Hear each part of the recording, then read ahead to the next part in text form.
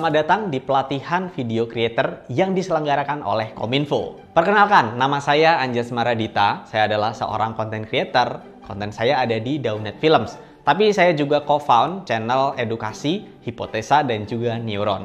Dan saya yang akan ngebantu kalian semua untuk memahami materi di bab yang kedua ini.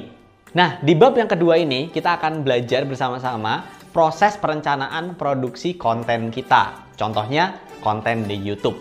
Jadi tonton video ini sampai habis, karena kalau kalian udah nonton video ini, mudah-mudahan kalian bisa merencanakan ide konten dan juga perancangan dalam pembuatan konten kita. Nah, di sini saya mau tanya, apakah di sini ada yang suka bingung kalau cari ide atau yang lama banget dalam menemukan ide?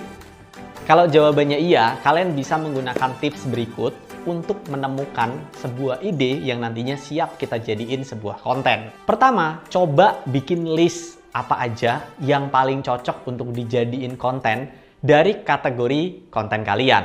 Saya akan memberikan beberapa contoh ya. Contohnya, kategori kita adalah kesehatan.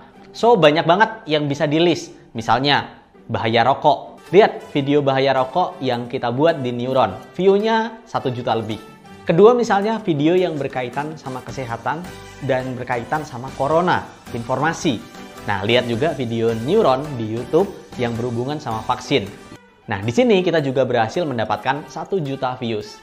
Oke, coba list beberapa konten yang kira-kira di market atau di internet itu banyak dicari. Kalau dari video editing sendiri misalnya, dari segi channel editing.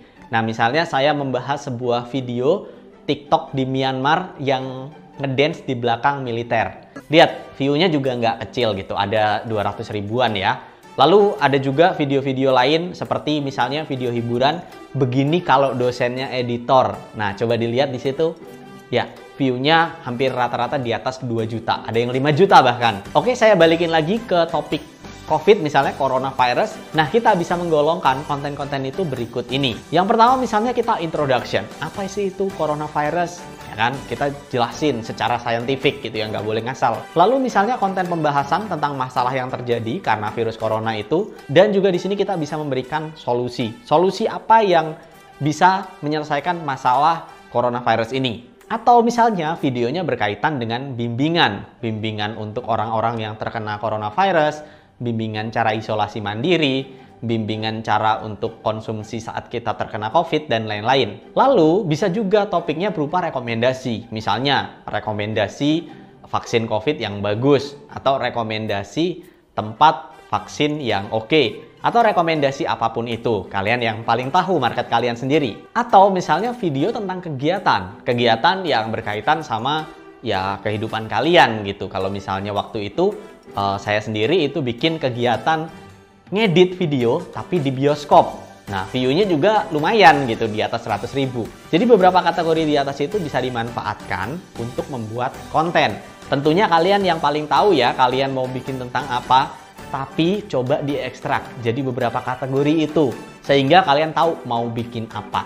Nah, selanjutnya adalah saat kita udah ketemu idenya, kita bisa menggunakan 5W1H untuk konten yang kita bikin. Nah, misalnya kita pakai ide yang pertama tadi ya, perkenalan, introduction terhadap jenis virus corona. Nah, kita bisa mulai dari yang pertama, apa itu virus corona misalnya. Jadi dijelaskan secara sains. Lalu misalnya di mananya, di mana virus corona bisa menyebar, lewat media apa saja. Lalu misalnya yang ketiga, kapan waktu yang tepat untuk melakukan tes terhadap virus corona. Lalu misalnya siapa di sini, jangan bikin kontroversi. Misalnya siapa yang membuat corona, nggak boleh, nggak usah.